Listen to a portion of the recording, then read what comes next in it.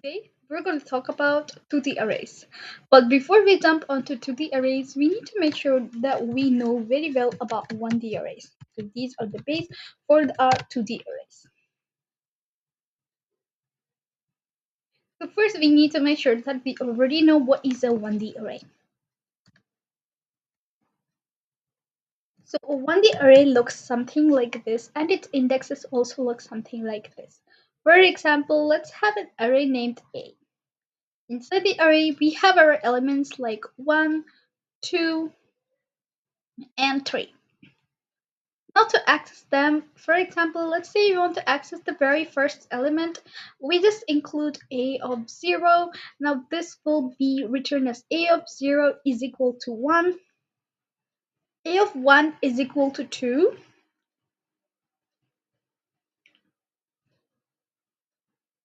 and array of 2 is equal to 3.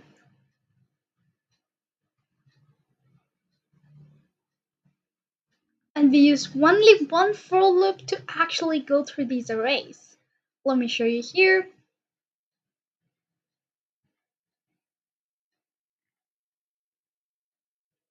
We use a for loop, and the for loop is going to start from 0, 2, and minus 1, right? N is nothing but the size of our array. So over here you can see over here,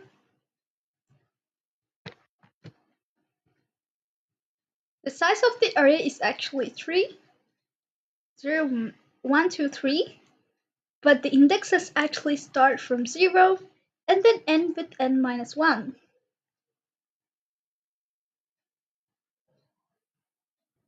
This might look something very different, but this is what you call as 2D arrays. 2D arrays are arrays inside arrays. So in a normal 1D array, it will look something like this. Now let's say we need to combine a lot of these arrays together. So we need to combine another array and another array. What do? We simply put another curly braces at the starting and at the ending, making it a 2D array. This is how we do it.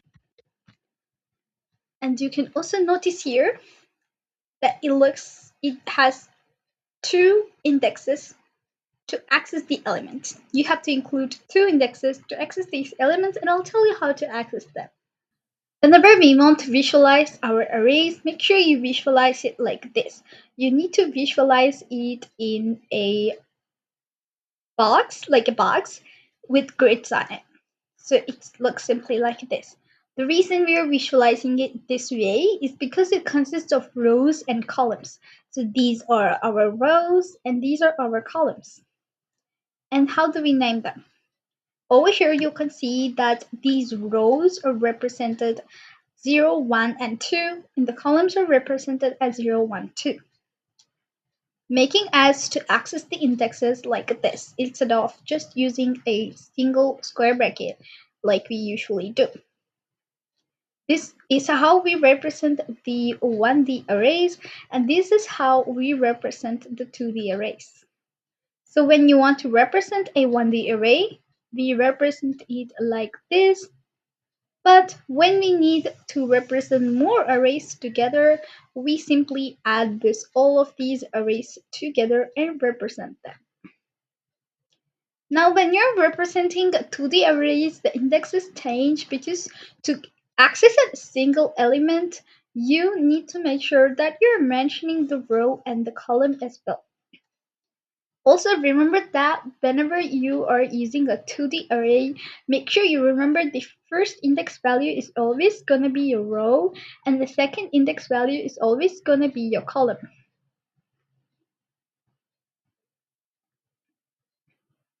Over here, we have the row this side, and we have the column on top over here. This is the column, and this is the row. So the vertical is the row, the horizontal is called the column. Now let's try to access the elements and let's understand what is actually going on here. So first we need to access the first element of this matrix or this table or this 2D array. The first element is 1. To access it, we need to write the indexes. So we're going to start off with the row. To access the first element, we use 0, and to access the second element, we use another 0.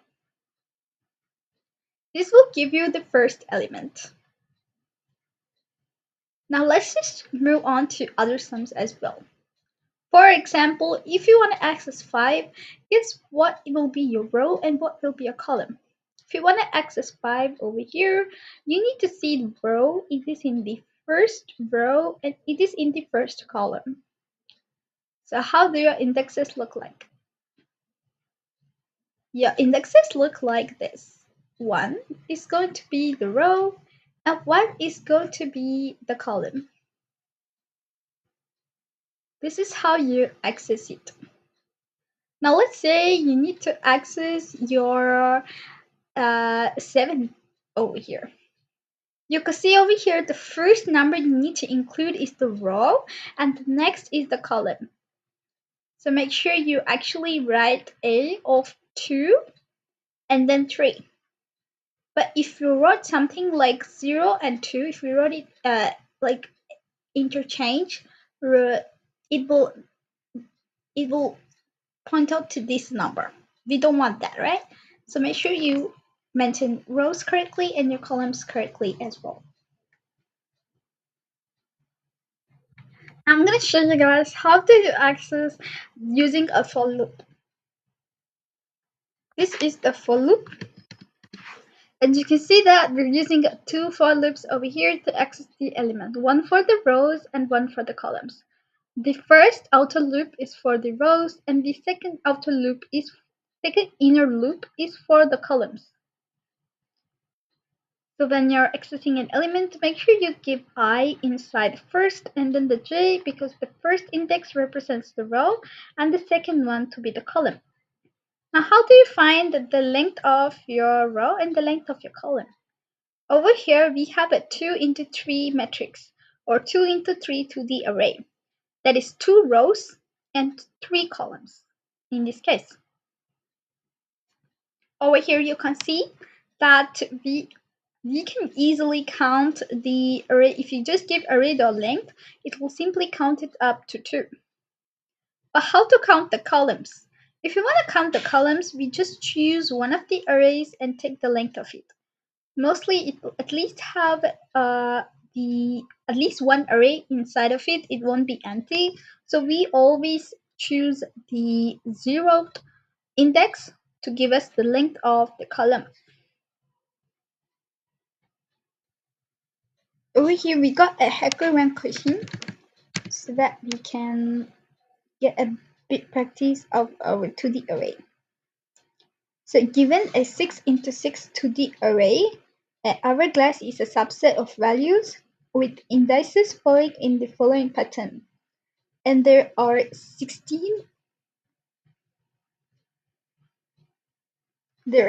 hourglasses in a 6 into 6 array, and the hourglass sum is the sum of the values in the hourglass. Calculate the hourglass sum for every hourglass in the array, then print the maximum sum. Example, this is the 16 hourglass sums are. Now, I'll show you guys this in a bit.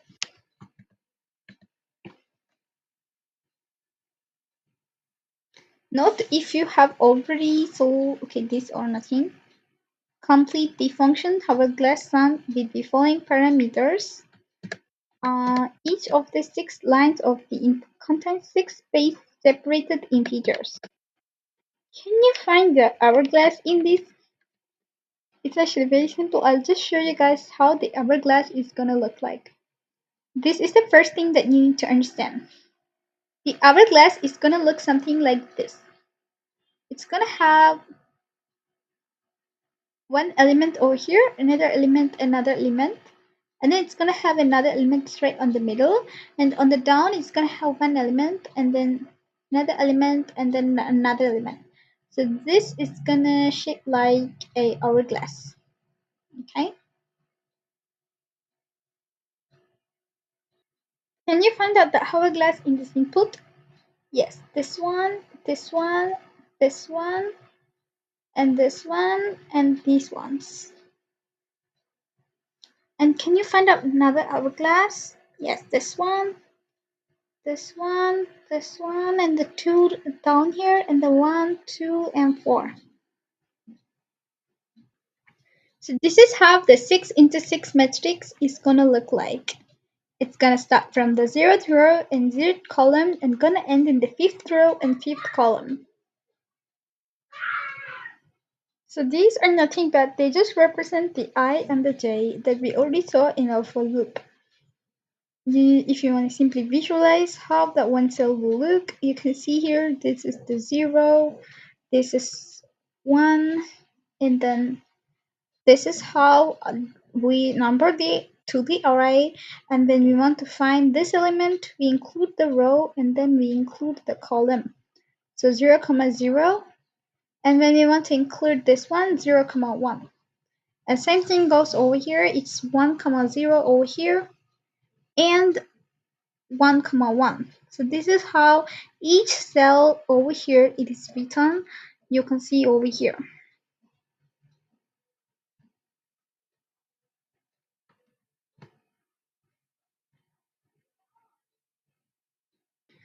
So in our previous example, the hourglass shape started from here, and then here, and then here, and then here, and then here, and then here, and then here. So there you can see a pattern. I'm going to show you guys what the pattern is. The first number that appears in the hourglass shape is on 0 and 0. That is on 0th row and 0th column. And the second number will appear on 0 and 1. That is, it will appear plus 1 the column. So if I want to simply give you, first it will start with I and J, and then it will start with I, but plus 1 the J. Now, and for the next one, it's going to start as 0, 2, which means it will simply say I and J plus 2. So 0, 2 will say I and then J plus 2. So we have solved the formula, and I'll also show you guys another example so guys can clearly understand what I'm talking about. Now the next one is simply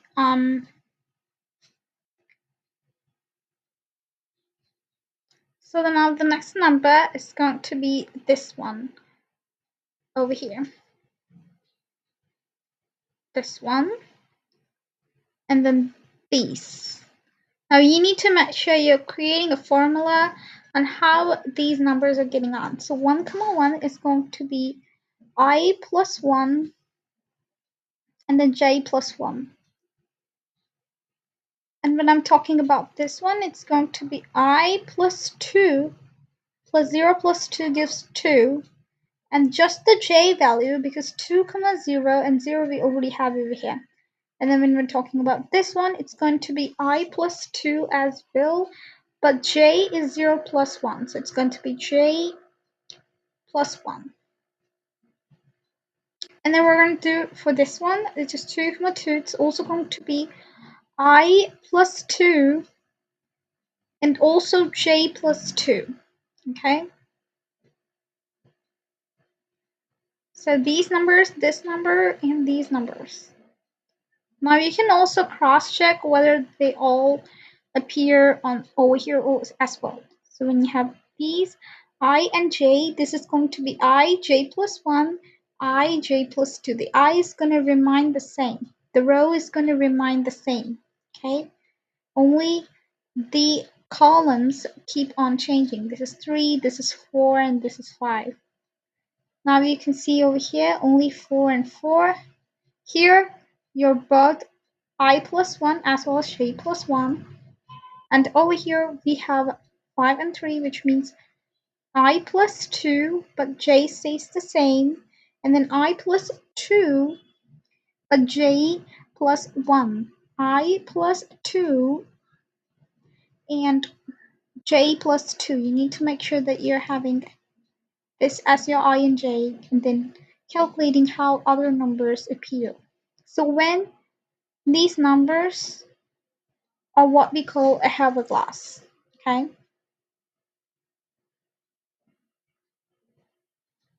Now what the problem statement says is that we need to add these hourglass and we need to get the total sum and find out the maximum sum over here.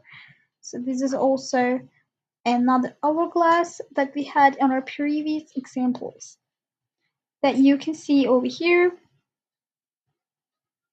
For example, we have got the first example and let's get started. So the first thing you can see over here, we have got a lot of eraser here. So we got here -9 3 times and -9 3 times and then another -9 as well.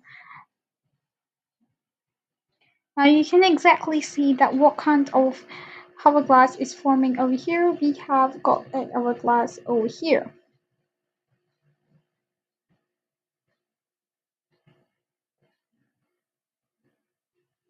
Now in this case, I'm going to show you guys all of these hourglasses. So the first hourglass is this one over here, just starting from 0, 0. And then we're going to go through the next hourglass, which is this one.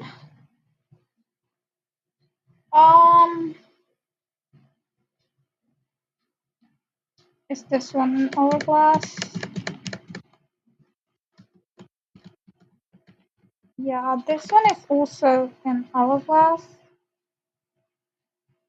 Um, because of this one. And the next hourglass is, so we just check for every single hourglass, like, oh, we don't skip any hourglasses. This one, and then we check for this one. And then we stop because for it to be hourglass, it must be a 3 into 3 matrix, otherwise it's not gonna work because at the top you need to have 3 elements and at the bottom 1 and this one over here. Now they also mentioned that they are going to give a 6 into 6 matrix for sure, so there's not any much worry about anything. But also you need to remember where you need to exactly stop. In this case, you can see you start at 0, and you can see here at most probably you just stop at here. When you come to 3, you actually need to stop because after that you can't really make a 3 into 3 matrix and it would just result in a result that we didn't want. So make sure you guys do that. And also I need to tell you guys other possible hourglasses that we do find out. Now these are the steps that you need to follow. The first thing that we do is pick a top left corner, I, j if it's hourglass. It can be 1, 1 or it can be 0, 1. Whatever it is, we're going to use a for loop for that, so we don't need to worry and make sure that we visit all of the possible starting values. Even though it doesn't form a hourglass, it doesn't matter. Now what we're going to do is grab 7 numbers of that hourglass. We're going to start from I and j because that is going to be your first number, and ij plus 1, ij plus 2, I plus 1, j plus 1, I plus 2, j, I plus 2, and j plus 1, I plus 2, and j plus 2. And then we're going to add them all together, and that's going to be the hourglass sum. Now we're going to keep track of the maximum. We're going to start with the maximum being the integer mean value first, and then we're going to keep updating as we find out for each hourglass. Okay, and then we're going to repeat for all the values of I and j. So what I'm going to do over here is I'm going to have for int I is equal to 0, I less than array dot. Okay, let's not get the size of the array. Like I was thinking to get the size of the array. I'm really sorry. We need to go till like 3, 0, 1, 2, and we need to go to like 3. So we give equal to 3, and then I plus plus, and then I'm going to take another for loop to go from for the columns. This one is for the columns, and j is less than or equal to 3, and then j plus plus. Now what we're going to go is we're going to calculate the sum. So I'm going to go ahead and we're going to calculate the sum. Now before we calculate the sum, you do need to remember that you need to like get the sum every single time. Alright? So what we're going to do is we're going to like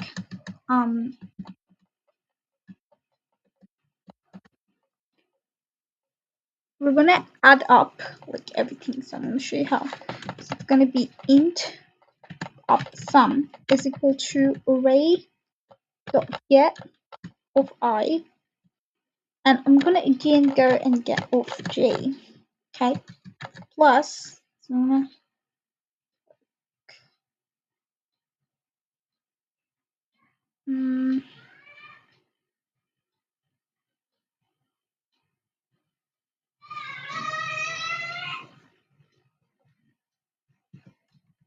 array dot get, and then it's gonna be I,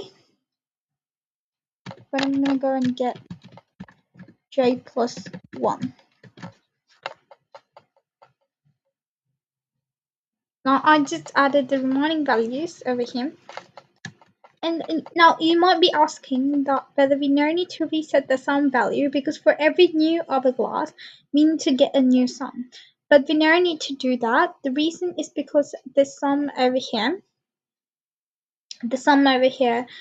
is actually resetting every single time. So every single time this j loop's actually running out, we go up to be the I, and then when we come back inside the for loop again, this sum goes to be a new sum, so it doesn't really matter. Now you do need to update your sum. So every single time you come out of the loop, make sure you update your sum. So you simply go ahead and update. So if my sum is actually greater than my max sum, now I'll set the value for max sum. I didn't set the value for max sum. And sorry, you need to do it like inside the j loop. Like once you found the sum, make sure you update your max sum as well. And we don't want the max sum, we don't want this, so I do like the max sum is equal to integer dot min value, and then you make sure you return the max sum. Or wait, I'm gonna return the max sum. So after this for loop, we're going to return the max sum, okay? And then I'm gonna do return. I'm gonna return the max sum.